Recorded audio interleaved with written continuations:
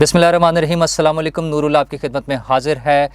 पाकिस्तान में martial law का मंसूबा बन रहा है, ये कौन बना रहा है और इसका बेनिफिशरी कौन होगा, हम इस पर बात करेंगे। और क्या फ़ौज न्यूट्रल नहीं है, ये एक बड़ा अहम सवाल खड़ा हो गया है, इस पर भी बात करेंगे। लेकिन उससे पहले जो आज सबसे ज़्यादा एक गर्म मैदान रहा वो था पंजाब का, जहाँ पर नए वज़ीर आला के इंतखाब के हवाले से कुछ कार्रवाई हुई। पहले तो हुकूमत ने ऐलान कर दिया था कि वज़ीर आला का इंतखाब 16 तारीख को होगा, अगरचे उससे पहले पंजाब असम्बली की तरफ से स्पीकर या डिप्टी स्पीकर की तरफ से ये यकीन दहानी कराई जा चुकी थी कि 6 तारीख को वज़ीर आला का इंतखाब हो जाएगा। लेकिन जब वज़ीर आज़म साहब भी लाहौर तशरीफ़ लाए और हुकूमत को पता चल गया कि उनके लोग पूरे नहीं हैं, उनके लोग टूट चुके हैं और नून लीग ये मैदान मार लेगी और वज़ीर आला पंजाब अपोजिशन से होगा, तो उन्होंने कोई और तरकीब सोचना शुरू की। और उसमें सबसे आसान उन्हें यही नज़र आता है कि कानून और आइन की धज्जियाँ उड़ाते हुए उस मुकाबले को ही मनसूख कर दिया जाए, जैसा कि उन्होंने कौमी असम्बली में भी किया है। तो उन्होंने सबसे आसान और पहला मरहले के तौर पे उसकी डेट तब्दील कर दी और 16 तारीख कर दी। लेकिन कल गुज़श्ता रात डिप्टी स्पीकर पंजाब असम्बली ने एक और ऑर्डर इशू किया और उसके मुताबिक आज शाम 7:30 बजे का असम्बली का इजलास तलब कर लिया, जिसमें वज़ीर आला का इंतखाब होना था। कागज़ात नामज़दगी तो पहले ही जमा हो चुके हैं। 2 उम्मीदवार हैं, परवेज़ इलाही साहब और हमज़ा शहबाज, और उन दोनों के दरमियान मुकाबला होना था। लेकिन हुकूमत को फिर प्रॉब्लम आई, उन्होंने इसके लिए दोबारा से वही गैर आइनी और गैर कानूनी इक़दामात शुरू किए और परवेज़ इलाही साहब ने बतौर स्पीकर पंजाब असम्बली अपने डिप्टी स्पीकर के इख्तियारात ख़त्म कर दिए। पंजाब असम्बली को ताले लगा दिए गए, वहाँ पर खारदार तारें रख दी गईं और लोगों के लिए उसको ममनुआ इलाका बना दिया गया ताकि वहाँ पर कोई आ ना सके। अब अपोजिशन ने भी कुछ करना था, उन्होंने करने के लिए ये दिखाया कि पंजाब की असम्बली का इजलास असम्बली हॉल से मुतसिल जो होटल है एक, वहाँ पर उसको मुनक़िद कर लिया गया और नून लीग ने यानी अपोजिशन ने अपनी स्ट्रेंथ वहाँ पे शो की है। नून लीग ने और अपोजिशन ने वहाँ पर उनके मीडिया के बकौल वहाँ पे 199 लोग वहाँ पे जमा थे, MPs जमा थे, और ख़ुद अपोजिशन के नुमाइंदे या उनके जो अरकान हैं उनके मुताबिक वहाँ पे 201 MPs वहाँ पर मौजूद थे। तो उन्होंने अपनी ताकत का मुज़ाहरा कर दिया है, उन्होंने अपनी अददी अक्सरियत साबित कर दी है। वज़ीर आला के लिए 186 नंबर्स चाहिए और नून लीग ने और अपोजिशन ने मिलकर 199 या 201 लोग जो है वहाँ पर शो कर दिए हैं। उससे पहले नून लीग का एक इजलास हुआ जिसमें नवाज़ शरीफ साहब ने भी ख़िताब फरमाया और उसमें ऑनलाइन शिरकत की। तो उसकी ख़बरें ये हैं कि वहाँ पर नवाज़ शरीफ साहब ने बरहमी का इजहार किया है कि शहबाज शरीफ साहब बहुत ही जो है ठंडी सियासत कर रहे हैं। उनका ख्याल यह है कि अग्रेसिव सियासत होनी चाहिए और उस अग्रेसिव सियासत का नतीजा ये निकला है या उसका रिस्पांस ये आया है कि मरीम नवाज़ जो हैं वो ख़ुद इसको लीड करने के लिए सामने आ गई हैं। आज उन्होंने एक पब्लिक शो भी किया, वो ख़ुद पहले उस होटल में पहुंची जहां पर MPs ठहरे हुए थे गुलबर्ग में, और वहां से एक बस में, बल्कि बसों का एक कारवान लेकर वो पंजाब असम्बली हॉल के अकब में जो होटल है वहां पर पहुंची। तो उस दौरान उन्होंने वीडियोस भी बनाई, शेयर की, वो हमज़ा के साथ बैठी हुई थी। तो मुखालफिन को 2 चीज़ें उन्होंने दिखाई। एक तो कुछ लोगों का जो एक ख़्याल होता है कि शायद हमज़ा और मरियम अलग अलग ग्रुप्स हैं और उनके आपस में इख्तलाफात हैं, उन्होंने वो दिखाया कि नहीं, हम इकट्ठे हैं, हम मिलकर चल रहे हैं। और दूसरा, जो नवाज़ शरीफ साहब की हिदायत के मुताबिक उन्होंने जो अग्रेसिव सियासत वाला काम था वो भी किया। कल शाम की भी उनकी प्रेस कॉन्फ्रेंस और आज सारा दिन के उनके बयानात TV पर चलने वाले और ट्विटर के ज़रिए जो काफ़ी अरसे से वो खामोश थीं और बहुत से नाकदीन को उस पर एतराज़ था कि वो खामोश क्यों हैं, तो वो खामोशी तोड़ चुकी हैं, वो अग्रेसिव सियासत के साथ मैदान में उतर आई हैं और उसका मुज़ाहरा भी आज हो गया है।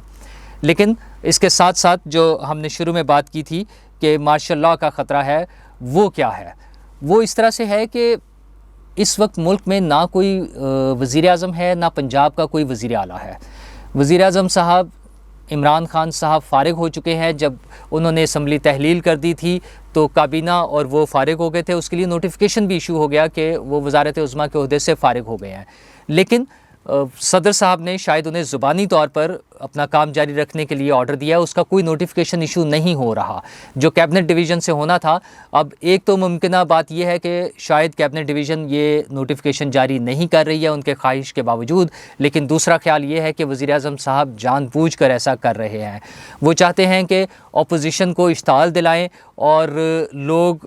مشتعل ہو کر اپوزیشن اور سب لوگ جس طرح وہ بار بار احتجاج کی کال دے رہے ہیں، اپنے لوگوں کو جمع کرنے کی کوشش کر رہے ہیں، جس میں وہ مکمل طور پر ناکام رہ رہے ہیں۔ تو اپوزیشن اور باقی پارٹیاں جو ہیں وہ اکٹھی ہو کر آئیں اور انہیں زبردستی اٹھا کر پرائم منسٹر ہاؤس سے نکال کر باہر پھینک دیں۔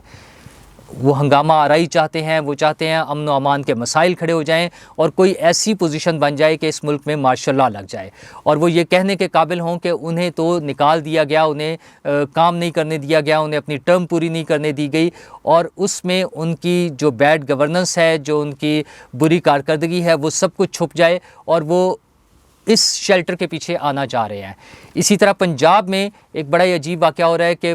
بزدار صاحب جو ہیں وہ بطور وزیر اعلیٰ کارروائیاں کر رہے ہیں، وہ مختلف منصوبوں کا آغاز کر رہے ہیں، مختلف منصوبوں کی منظوریاں دے رہے ہیں جو اربوں روپے کے منصوبے ہیں۔ مطلب وہ کس حیثیت میں کر رہے ہیں، ان کا بھی کوئی نوٹیفیکیشن موجود نہیں ہے کہ وہ بطور وزیر اعلیٰ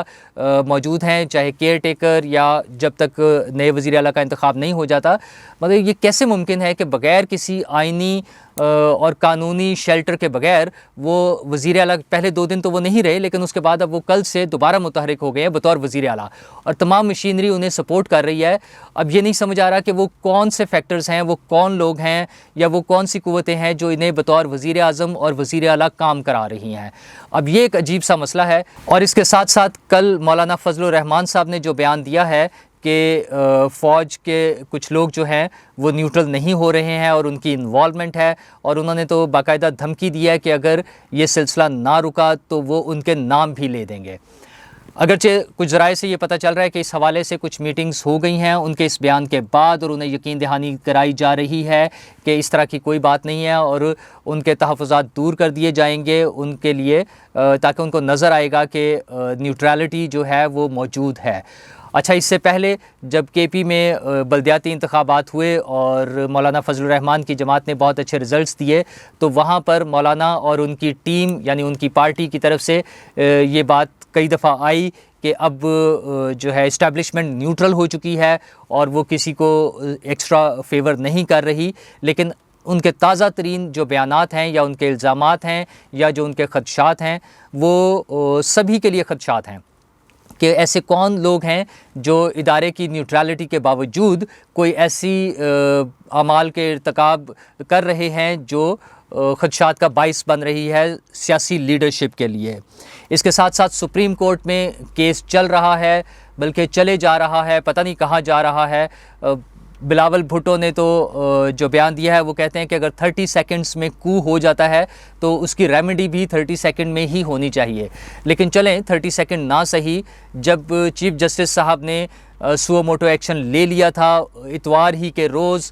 فوری طور پر پہلے گھر پر اجلاس اور پھر سپریم کورٹ میں پہنچ کر انہوں نے اجلاس کیا، پھر اگلے دن بینچ بڑا ہو گیا، اس میں اور ججز بھی شامل ہو گئے، کارروائی شروع ہو گئی ہے، لیکن وہ کارروائی ہے کہ ختم ہونے کا نام ہی نہیں لے رہی، اور ابھی پتہ نہیں کس کس کو سنا جانا ہے، کون کون سے وکیل ہیں، اور اس میں اب تو عجیب مذاق بن گیا ہے۔ اگرچہ چیف جسٹس صاحب نے خود بھی ریمارکس کے دوران بتایا ہے کہ لوگ ہمارے حوالے سے باتیں کر رہے ہیں، لیکن اب تو مذاق بھی بننا شروع ہو گیا۔ کچھ لوگ کہہ رہے ہیں کہ ان وکیلوں کو سننے کے بعد آپ عارف لوہار کو بھی سن لیں، نصیب لال کو بھی سن لیں، مطلب یہ عجیب سی بات بن گئی ہے۔ ایک اتنا اہم مسئلہ ہے اس ملک کے حوالے سے، اس ملک کے آئین اور قانون کے حوالے سے، اس ملک کے کاروبار حکومت کے حوالے سے، اور 3 دن گزر چکے ہیں، کل چوتھا دن شروع ہو جائے گا، اس کا کوئی حل نظر نہیں آ رہا فوری طور پر، اور جو بھی ہونا ہے اگر وہ کلیئر ہو جائے تو اس کے بعد معاملات کاروبار جو ہیں حکومت کے وہ آگے چلیں۔ اسی دوران میں اسپیکر صاحب نے شہباز شریف کو بطور اپوزیشن لیڈر خط بھی لکھا ہے کہ وہ نامینیٹ نہیں کر سکیں ابھی تک پرائم منسٹر کے امیدوار، تو اب وہ ایک کمیٹی کے لیے اپنے نام دے دیں، لیکن शहबाज शरीफ साहब ने जो सदर पाकिस्तान को ख़त लिखा है, जो उनके ख़त का जवाब दिया है उन्होंने मुशावरत के हवाले से, जिसमें उन्होंने नॉमिनेट करना था, नामज़द करना था वज़ीर आज़म, केयर टेकर वज़ीर आज़म के लिए उम्मीदवार, तो उन्होंने फरमाया है कि ये गैर आइनी हो जाएगा इस तरह का कोई काम, क्योंकि कोर्ट में केस चल रहा है और कोर्ट की तरफ से उनके ख्याल में ये स्टे है, इस पर अभी काम नहीं हो सकता, तो उसको उन्होंने गैर आइनी करार दिया है। सदर साहब ने इसी दौरान में ख़त लिख दिया है इलेक्शन कमीशन को कि वो जनरल इलेक्शन के लिए तारीख़ का ऐलान कर दें, लेकिन इलेक्शन कमीशन का जो जवाब है वो मुमकिना तौर पर सुप्रीम कोर्ट के लिए भी शायद मददगार हो या उनके फ़ैसले के हवाले से, क्योंकि कुछ लोगों का ख्याल है कि एक फ़ैसला ऐसा भी आ सकता है जिसमें सुप्रीम कोर्ट ये कहे कि चूँकि इलेक्शन का प्रोसेस शुरू हो चुका हुआ है, इसलिए अगरचे ये गैर आइनी है लेकिन हम अब आगे बढ़ते हैं और इलेक्शन की तरफ जाते हैं, तो इलेक्शन कमीशन ने बताया है कि फ़ौरी तौर पर 90 डेज़ के अंदर इलेक्शन कराना शायद मुमकिन नहीं है। उसके लिए हल्का बंदियों का हवाला भी दिया है कि कहाँ कहाँ अभी काम करने की ज़रूरत है, और शायद EVM पर भी इलेक्शन नहीं हो सकेंगे, जो कि एक आइनी ज़रूरत बन चुका है आइन में तरमीम के बाद। इन सारी चीज़ों के अलावा अपोजिशन ने एहतजाज की तरफ भी आ गई है। अपोजिशन मौलाना फजल रहमान ने जुमे वाले दिन को जो है यौम तहफ़्फ़ुज़ आइन के तौर पर मनाने के लिए कॉल दे दी है। अपोजिशन भी शायद इसमें शामिल हो रही है, PDM की पार्टीज़ भी शामिल हो जाएंगी, लेकिन सारी चीज़ों के साथ साथ एक फ़िक्र अंगेज़ पहलू ये भी है कि आज TLP ने भी ऐलान किया है कि वो आइन की पासदारी के लिए, आइन की बहाली के लिए और आइनी निज़ाम को कंटिन्यू करने के लिए वो दोबारा से कोई धरना, फैज़ाबाद धरना टाइप कोई एक्टिविटी कर सकते हैं। अब ये हमारी पॉलिटिकल लीडरशिप को सोचना है कि क्या हमें TLP को दोबारा से किसी ऐसे धरने में लेकर आना है, क्योंकि उनका जो पुराना तजर्बा है वो कोई खुशगवार तजर्बा नहीं था। उसमें जिस तरह से लोगों को परेशानी हुई, बल्कि बाकायदा हंगामा आराई हुई, लोग ज़ख्मी हुए, कई लोग अपनी जानों से भी गए, उन सारी चीज़ों को सामने रखते हुए क्या हमारी पॉलिटिकल लीडरशिप ये समझती है कि इस मसले के हल के लिए हमें TLP की मदद की ज़रूरत होगी, और TLP का स्टेटस भी जिस तरह से पहले बार बार बदलता रहा है, जो ये हुकूमत तो शायद उसके बारे में डिसाइड नहीं कर पाई है, लेकिन आइंदा आने वाली हुकूमत डिसाइड करेगी कि उनको कैसे साथ लेकर चलना है या नहीं चलना। तो इन सारी चीज़ों के साथ हमें अभी इंतज़ार करना पड़ेगा सुप्रीम कोर्ट की कल तक की हियरिंग का, और उसके बाद शायद हमें पता चले कि ये ऊँट किस करवट बैठेगा और हमारा मुल्क किस तरफ चलेगा। तब तक के लिए अल्लाह हाफ़िज़।